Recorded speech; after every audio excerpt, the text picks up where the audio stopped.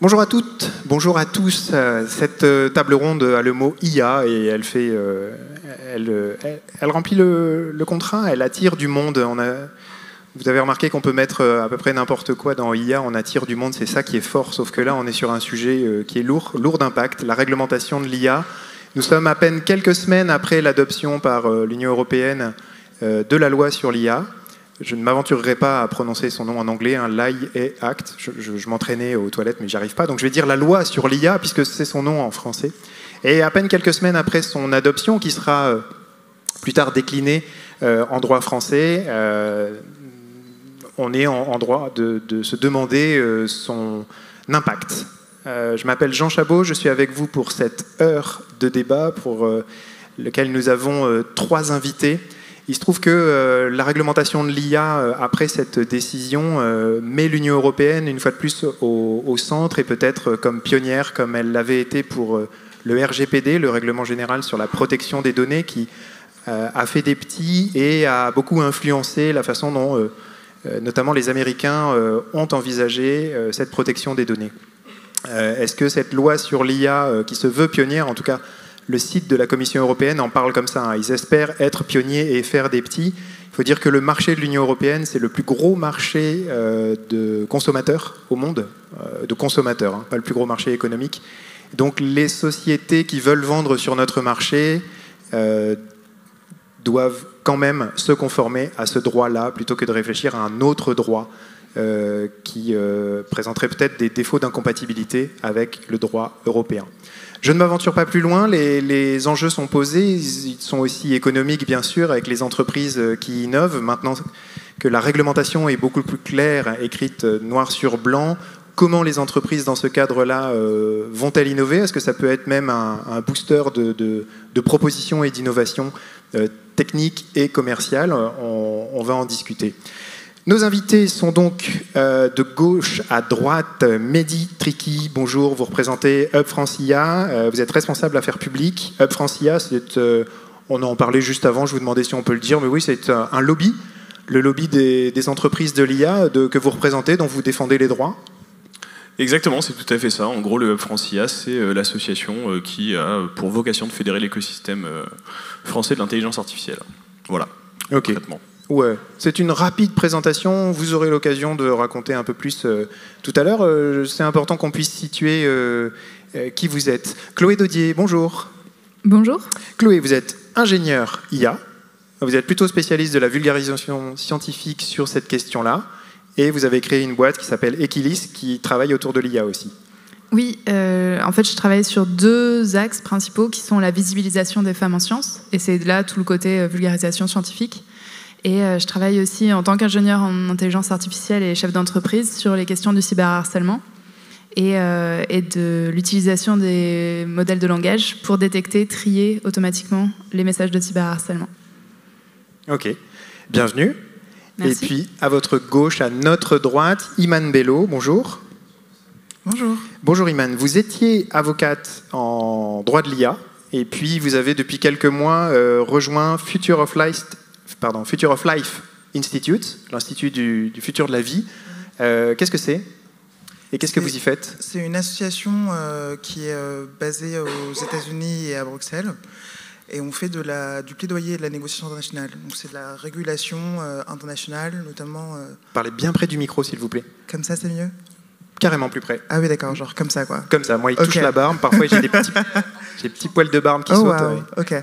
Je recommence, bonjour. C'est un plaisir d'être là. Donc, FLI, c'est une asso. Et on fait du plaidoyer international. Donc, c'est du plaidoyer pour la régulation et la réglementation des systèmes et des modèles d'IA. Voilà.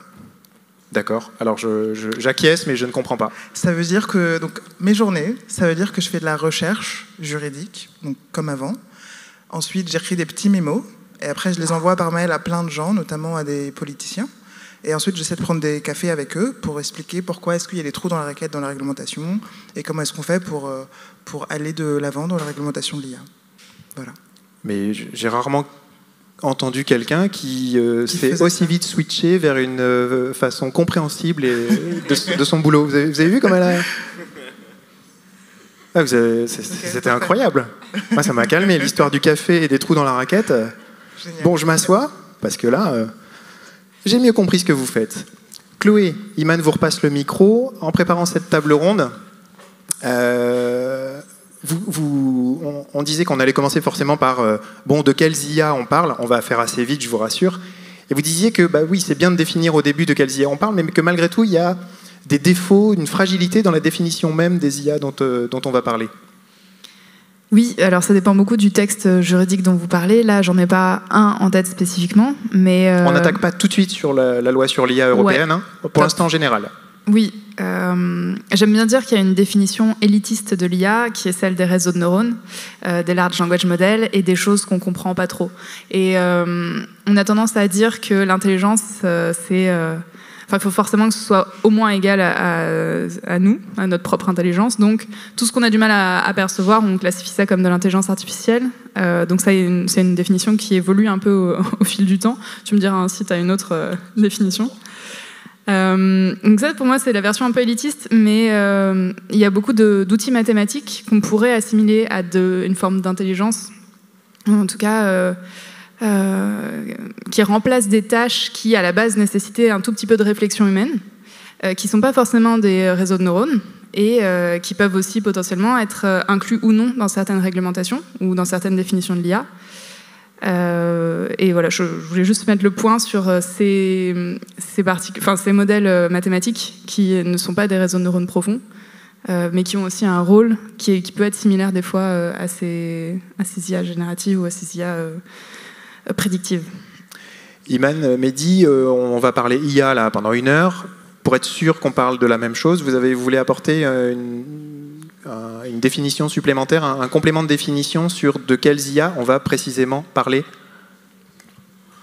Non, pas spécialement, parce que en fait, effectivement, la définition de l'IA, elle est un peu complexe à aborder. D'ailleurs, la Commission européenne avait mandaté, donc il y a quelques années, peut-être 2018-2019, un groupe d'experts à l'échelle européenne, donc du coup des sachants, des vrais experts d'intelligence artificielle, des auteurs, pour avoir une définition uniforme en fait de ce qu'est l'intelligence artificielle. Ils n'ont pas réussi. Voilà, c'est très simple. Et ça a pris des années et des années et des années et des années, et même la définition qui est retenue là actuellement dans le RIA, sans aller trop loin non plus, est relativement large. Donc, on reste ouvert. Ok, ouais. Iman. Oui, je pense que dans la discussion qu'on va avoir, on essaiera de spécifier à chaque fois de quoi on parle. Peut-être un point sur l'importance quand même d'avoir des définitions dans les textes juridiques et d'avoir des définitions qui ne sont pas parfaites, mais ont le mérite d'exister et sont larges pour une raison particulière, à savoir la possibilité de prendre en compte juridiquement l'ensemble des applications qui peuvent exister. Voilà, juste pour placer ce petit point. Les définitions qu'on a ne sont pas parfaites, mais on travaille avec. Et dans la discussion, de toute façon, on essaiera d'être précis pour vous dire à chaque fois de quoi on discute. Jusqu'à maintenant, la loi, les productions logicielles, ORIA, les productions logicielles étaient soumises à la loi sur les discriminations, la diffamation, la fraude, le droit d'auteur. Qu'est-ce qui fait que l'IA a eu à imposer de définir une nouvelle loi? Quelle faille ou quel nouveau besoin l'IA apporte que ne portaient pas les logiciels, les productions précédentes? Il y a beaucoup la question des usages qui revient dans les définitions, notamment pour le European AI Act. Je ne sais pas si je le prononce mieux que toi. Vous voulez dire la loi sur l'IA? Oui, voilà. Voilà, très bien. Donc il y a les usages... on va pas se la raconter, tout va bien. Il y a la question des usages qui se posent et il y a beaucoup la question des données d'entraînement aussi. Donc ça, c'est une des caractéristiques de la plupart des IA, enfin de ce qu'on considère comme des IA, qui sont vraiment ces données sur lesquelles on se base pour entraîner un modèle qui va permettre de prédire quelque chose, donc que ce soit le mot suivant dans ChatGPT ou la panne d'un hélicoptère chez Airbus, j'en sais rien. Je ne sais plus du tout ce que je voulais dire. J'ai perdu le fil. Je vous demandais, là vous me disiez les données d'entraînement, c'est une des nouveautés qui était dans un flou juridique jusque-là et qui nécitait, qui ont justifié... On a des données beaucoup plus sensibles, on en a beaucoup plus en masse. Donc il y a eu les RGPD, tu pourras, je pense, en parler. Oui. Mais voilà, cette utilisation massive de données Et je pense aussi qu'il y a des réglementations autour de l'écologie et de l'impact écologique que vont avoir les modèles, les très, très gros modèles de langage, par exemple. Okay. Ça, c'est des questions qu'on se posait moins avant avec des régressions linéaires et des données privées. D'accord. Iman, pour compléter ? De manière générale, il y a de nouveaux acteurs qui entrent en jeu et se posent la question de leur responsabilité. Si je suis sur un réseau social et que j'insulte à titre individuel une autre personne, au hasard, voilà, vous là-bas au 6e rang, désolé, c'est vraiment pour la conversation. Je ne tourne même pas la tête, mais je vois exactement de qui vous parlez. D'un point de vue juridique, c'est clair que le fait de choisir étrangement de vous insulter est une action dont j'ai eu l'intention et qui est répréhensible. Et donc la question de ma responsabilité ne se pose pas. Dès lors qu'on intègre des agents conversationnels ou bien des systèmes ou des modèles d'IA, des systèmes plutôt, là se pose la question de si on a un modèle par exemple qui va être générateur d'images ou générateur de mots, et si ces mots auraient été caractérisés comme étant des insultes si elles sortaient de la bouche d'un être humain. Par exemple, au hasard, les Noirs sont des chimpanzés. Pardon, ça, je dis au hasard, c'est ironique de ma part, parce que en fait, c'est un exemple historique qu'on a dans les biais qui sont ceux de la plupart des systèmes qui sont générateurs d'images ou qui vont labelliser des images, par exemple. Donc, au hasard, sans hasard. Voilà. Est-ce qu'on peut dire que c'est une insulte ? D'un point de vue juridique, je veux dire, non.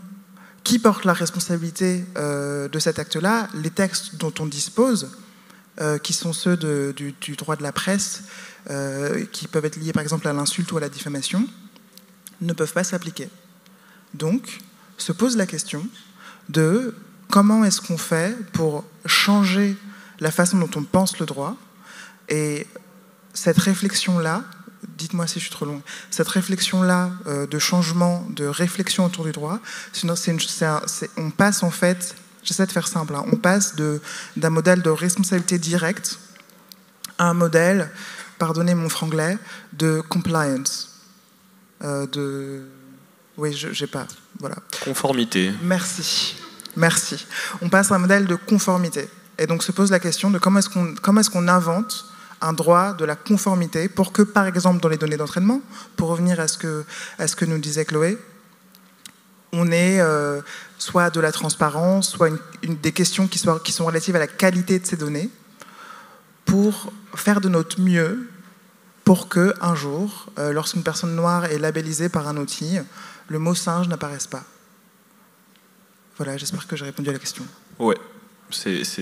Ouais, juste pour rebondir, effectivement, il y a quand même cette question de, en fait, demain se dire, oui, effectivement, on peut essayer de tout faire entre guillemets pour mettre en place que les données qu'on utilise sont non biaisées, etc. Parce que bon, ça a été un vrai sujet de discussion aussi. Pour faire en sorte que les données qu'on utilise soient non biaisées. Voilà.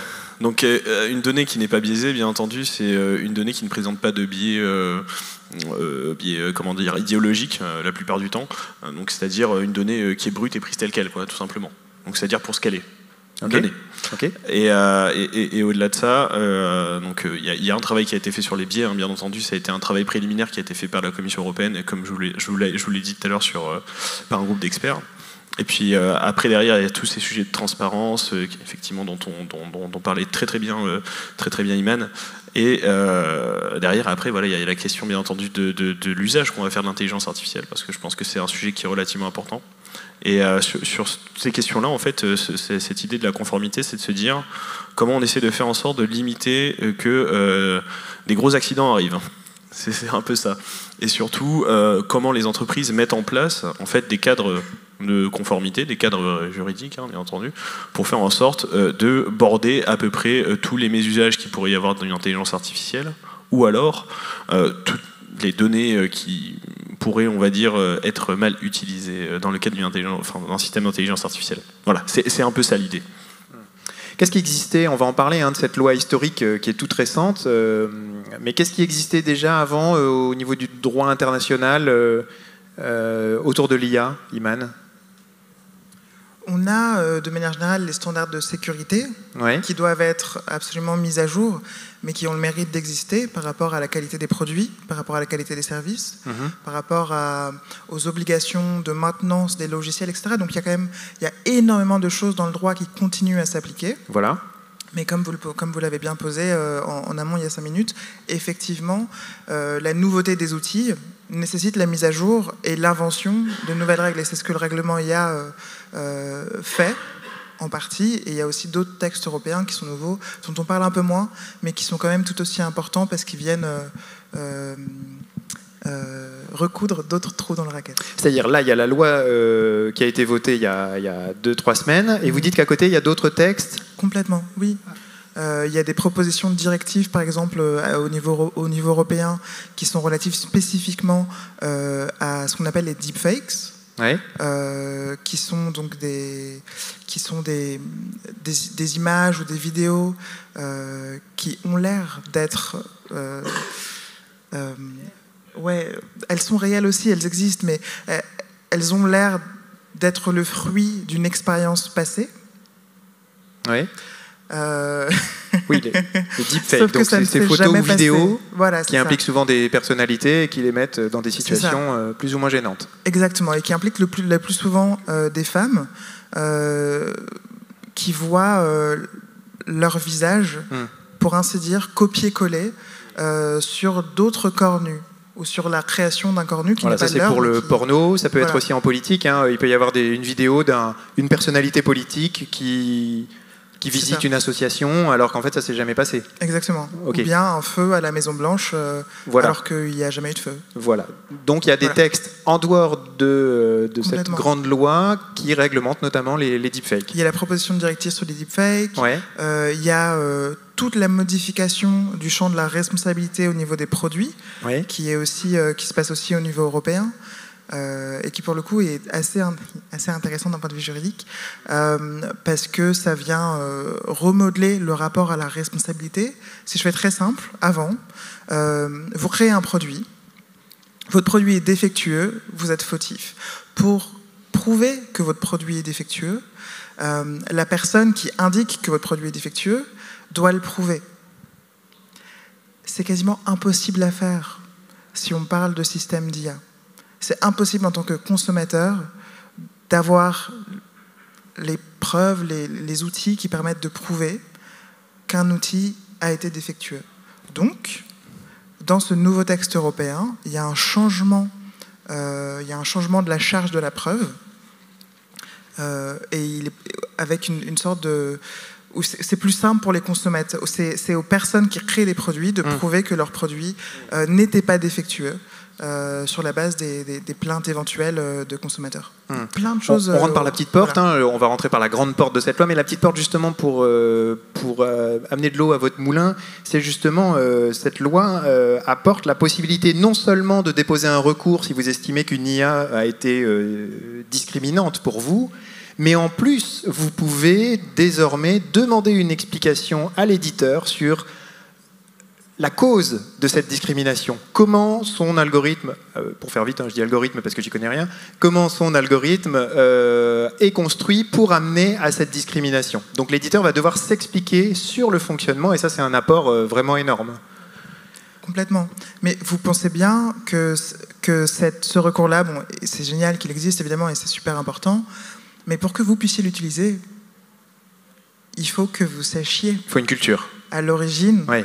Que X, une décision par exemple qui a été prise à votre compte, est l'objet d'un algorithme. Donc si vous êtes sur Facebook par exemple, ou, on ne va pas dire de nom, si vous êtes sur un réseau social, comment est-ce que vous faites pour savoir que vous n'avez pas vu une annonce particulière de job alors que vous en avez les compétences? Comment vous faites pour savoir? Comment vous faites pour savoir qu'en termes de publicité, vous n'avez pas eu accès au même prix, à la même promotion si vous voulez acheter un appartement, que sais-je, que votre voisin, en fonction d'un profilage qui est réalisé sur vous. Donc ce recours est génial et il est utile si par exemple vous avez l'intuition et la possibilité de croire que Voilà, s'il y a eu une petite astérix qui vous dit que dans un processus de recrutement, il y a des aides, il y a des logiciels d'aide au recrutement, par exemple, ça peut vous mettre la puce à l'oreille si vous disposez effectivement d'une culture IA. Si ce n'est pas le cas, s'il n'y a pas d'astérix parce qu'il n'y a pas de transparence... Ouais, j'étais hyper enthousiaste et là, vous m'avez douché. Non, c'est génial. Mais je vois bien la limite, génial. J'ai compris. La limite, c'est la présomption de je suis capable de... J'ai l'information Bien sûr. que quelque chose dans ma vie est le fruit, plus ou moins indirect, d'un processus IA. Mehdi ? Ouais, mais même au-delà de ça, en fait, il y a un vrai sujet qui est, en fait, vu qu'on renverse la charge de la preuve. Oui, c'est un peu ça. On demande en fait aux entreprises aussi maintenant alors c'est pas tout de suite le cas sur les actes, mais d'expliquer l'algorithme et d'expliquer comment fonctionne un système d'intelligence artificielle. Et alors c'est immensément compliqué si vous saviez. Mais Iman va peut-être, vas-y, je te laisse rebondir peut-être sur mon point. Mais effectivement, sur la question de l'explicabilité, c'est un sujet là qui commence réellement à être pris en main en fait par les startups d'intelligence artificielle, ou même carrément en fait, certaines startups, par exemple, je peux en nommer une que je connais bien qui s'appelle XPDeep, font exprès de faire de l'explicabilité pour avoir en fait un différenciant sur le marché de l'intelligence artificielle et dire aux gens, voilà, nous au moins, avec notre IA, vous savez ce qui se passe et vous savez ce qui se passe à l'intérieur et comment les décisions sont prises, etc. Tout est transparent. Si vous voulez des explications, on vous les donne. Chloé ? Oui, je voulais revenir sur plusieurs points. Le premier, c'est à parler de structure. Donc, faire de la transparence sur la structure du réseau de neurones, c'est intéressant, mais les données d'entraînement sont encore différentes de la structure. Et là-dessus, c'est difficile encore plus de prouver la responsabilité d'une entreprise parce que les données, des fois, sont biaisées juste à cause de notre culture. Donc, il y a, par exemple, j'ai voulu générer l'image de Ada Lovelace, qui est la première développeuse de l'histoire de l'humanité. J'ai demandé à un générateur d'images sur Canva, en l'occurrence, de me générer Ada Lovelace. Et j'ai eu comme résultat une femme pulpeuse avec un décolleté. Et effectivement, il y avait un petit air de Ada Lovelace, genre elle avait les cheveux foncés et en arrière et une bouille sympa.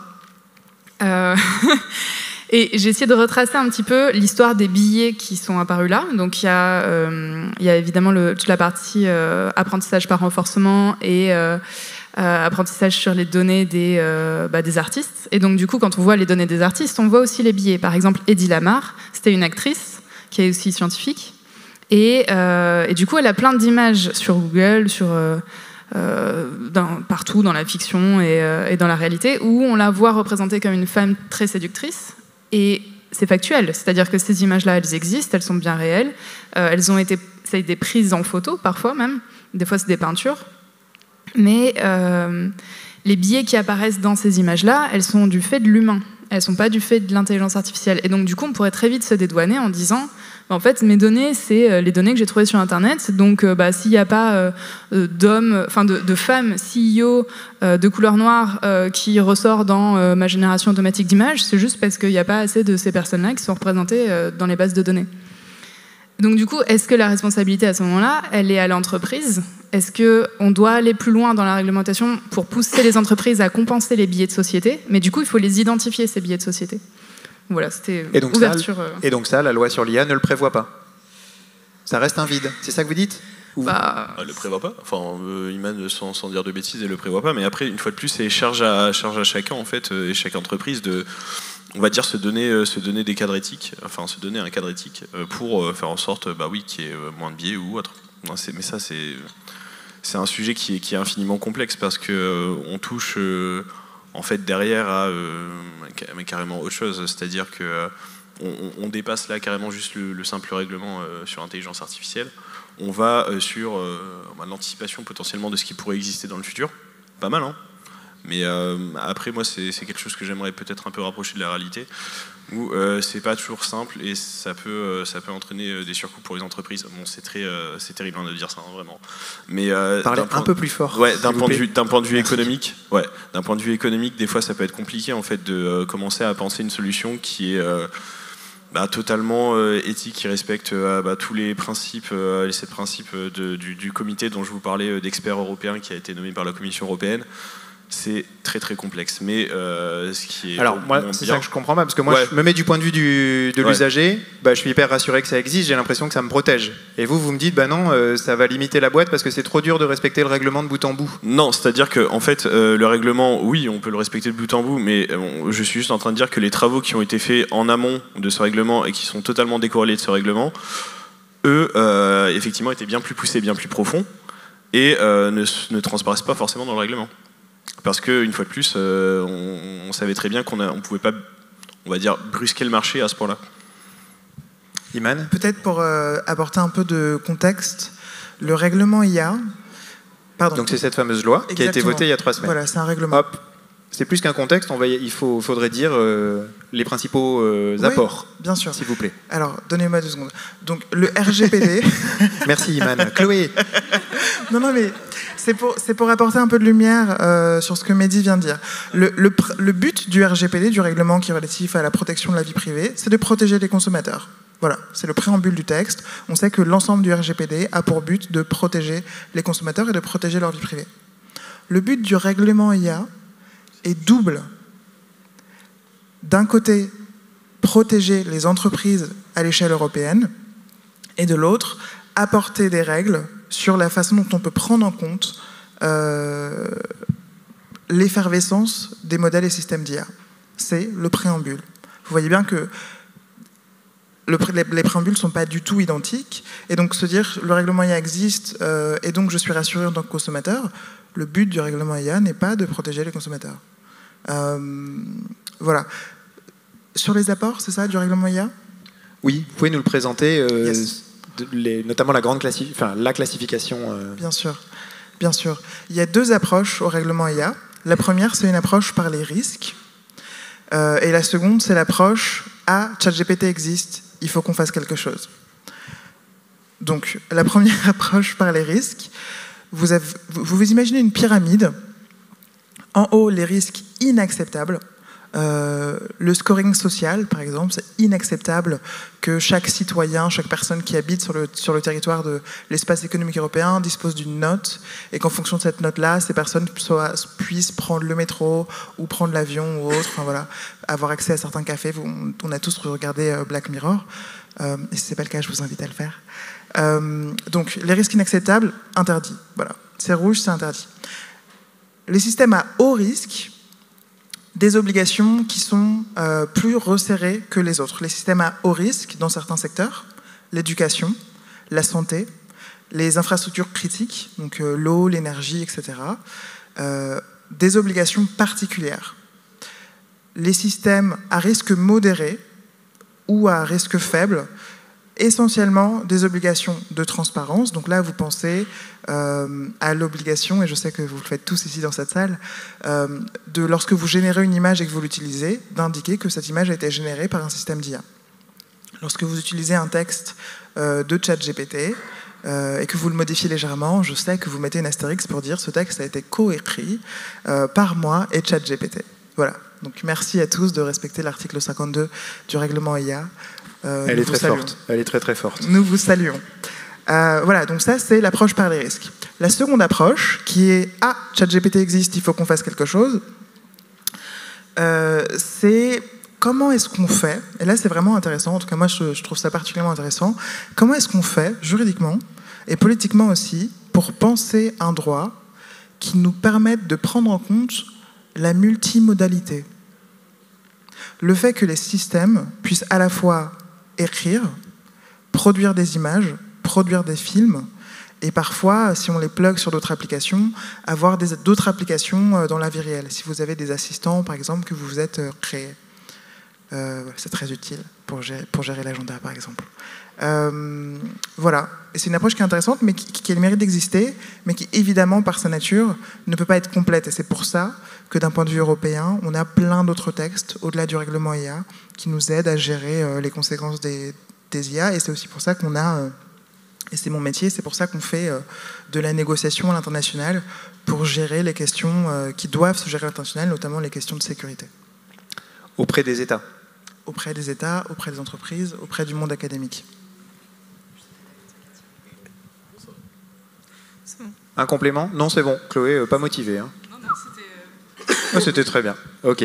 Donc, la pyramide avec en haut ce qui est inacceptable, ça veut dire qu'un éditeur un éditeur d'IA qui proposerait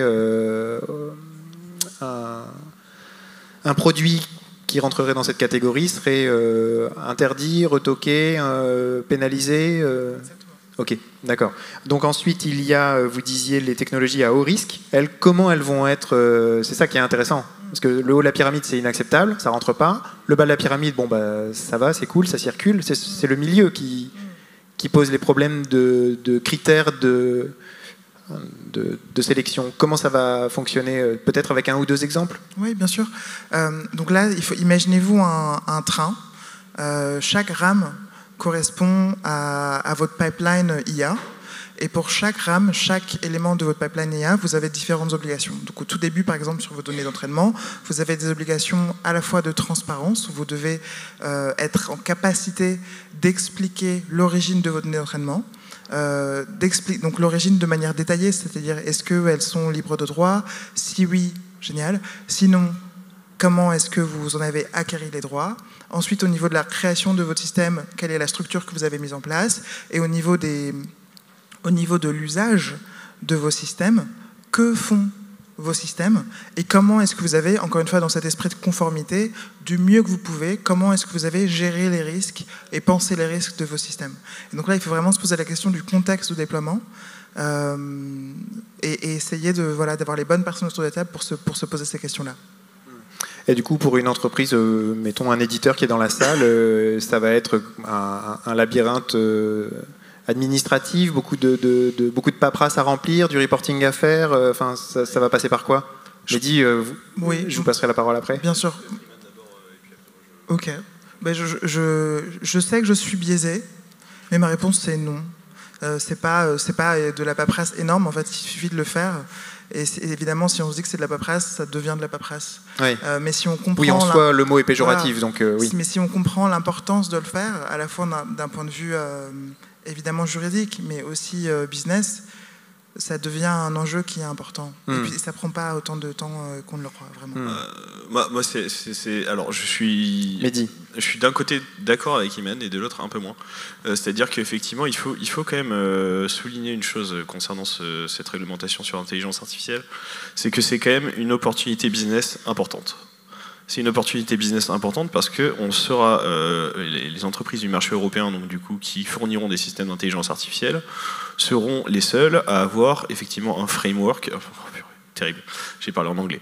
Un cadre réglementaire qui va permettre en fait de garantir un certain nombre de d'obligations les concernant et aussi potentiellement garantir une certaine fiabilité, on va dire, des systèmes d'intelligence artificielle. Donc c'est-à-dire qu'on a potentiellement aussi cette question de ce qu'on dit aux consommateurs, c'est nos systèmes ils sont quand même plutôt bien foutus et ils sont quand même plutôt respectueux de vous. Certes, ça n'a pas été designé comme ça et ça a plus effectivement été designé pour protéger l'entreprise, mais quand même. Donc ça c'est la première chose. Et la deuxième chose, et c'est là où c'est un peu plus complexe, c'est que effectivement sur la question de ces systèmes au risque, parce que c'est là en fait où vraiment va y avoir de la charge en termes de compliance. La Commission européenne, quand elle a commencé le travail, parce que du coup en fait c'est un texte qui a commencé côté Commission européenne. Ils estimaient que à peu près 15% des systèmes d'intelligence artificielle seraient en fait dans cette classification à haut risque. Et, à haut risque, c'est celle du milieu? Ou vous parlez de l'inacceptable? Le deuxième. Hein. Celle du milieu. Ah ok. Et en fait, le petit problème qu'il y a eu derrière, c'est que nous, du coup, avec nos partenaires européens, en fait, nous, peut-être pour revenir en fait sur ce qu'on est au Web Francien, on est les représentants de l'écosystème, donc des startups, des entreprises aussi, des grands groupes qui peuvent faire de l'intelligence artificielle et des systèmes d'intelligence artificielle. La réalité, c'est que nous, on s'est parlé du coup entre associations européennes et entre membres de chaque pays. Et on s'est dit, bon, bah, du coup, est-ce qu'on se ferait pas une petite enquête là rapidement sur toutes les startups qu'on a dans nos écosystèmes différents. Et quand on a interrogé donc, les startups, on était plus sur du 33 à 50%. Donc, c'est-à-dire que c'est une masse qui est quand même non négligeable des startups potentiellement et fournisseurs de solutions d'intelligence artificielle qui seraient touchés par cette réglementation. Et après, derrière, la vraie question, c'est à quel point la compliance va peser sur le business.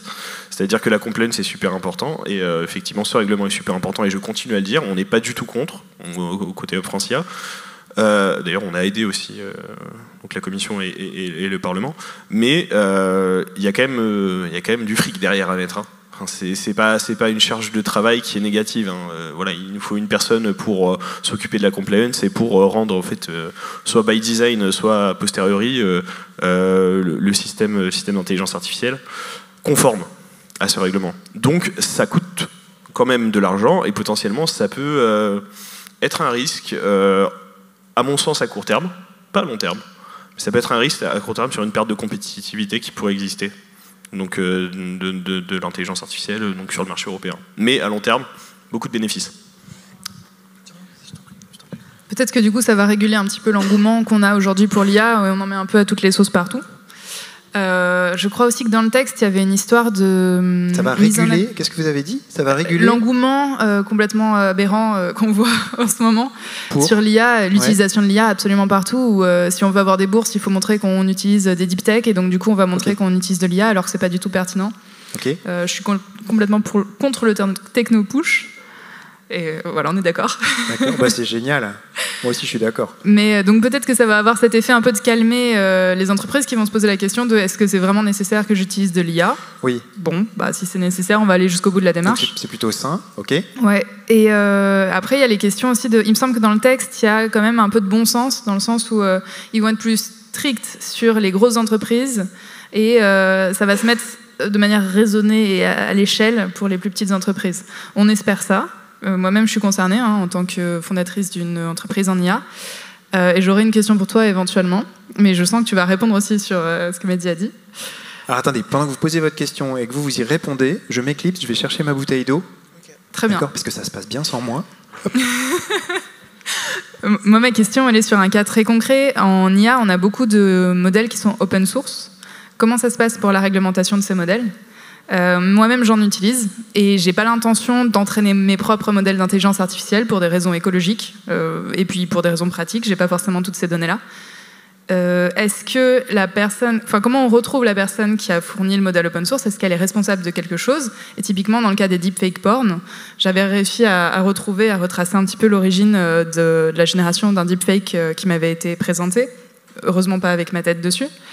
Mais du coup, j'avais pu retrouver que c'était un modèle open source qu'un mec random avait utilisé et diffusé sur un forum spécial. Donc, est-ce que la responsabilité, elle va à la personne qui a demandé à ce que ce soit généré? Est-ce qu'elle va à la personne qui a utilisé un modèle open source pour générer quelque chose? Est-ce qu'elle va à la personne qui a mis en ligne ce modèle? Donc voilà, si tu as des réponses là-dessus, je suis curieuse. J'adorerais. Si j'avais une réponse claire, je serais Dieu. Malheureusement, ce n'est pas le cas. Ce qu'on sait sur la gestion des modèles open source pour l'instant, c'est que là, par exemple, pour ce que tu viens de dire, les mécanismes du droit pénal s'appliquent. Et donc, tu peux te dire que la diffusion d'images à caractère pornographique non consenti, c'est quelque chose qui est déjà répréhensible par le droit pénal. Et la question se pose de la responsabilité des personnes qui ont créé le modèle à la base. Et on revient sur le mécanisme de compliance là, où pour l'instant c'est pas encore le cas, mais moi, une de mes positions personnelles, ça serait vraiment génial que l'ensemble des sociétés qui utilisent, déploient, participent au déploiement de ces modèles open source là, essaient au mieux de leur capacité, mais mettent en place quelque chose pour s'assurer que les personnes qui utilisent leur modèle ne l'utilisent pas de cette façon-là. Et on sait très bien que les conditions d'utilisation, les prohibition usages, c'est pas suffisant. Ça fonctionne pas du tout. Donc d'un point de vue technique, je pense qu'il y a des choses à faire. Et pour l'instant, comme elles ne sont pas encore obligatoires, elles ne sont pas encore mises en place. Et à mon sens, c'est un trou dans la raquette.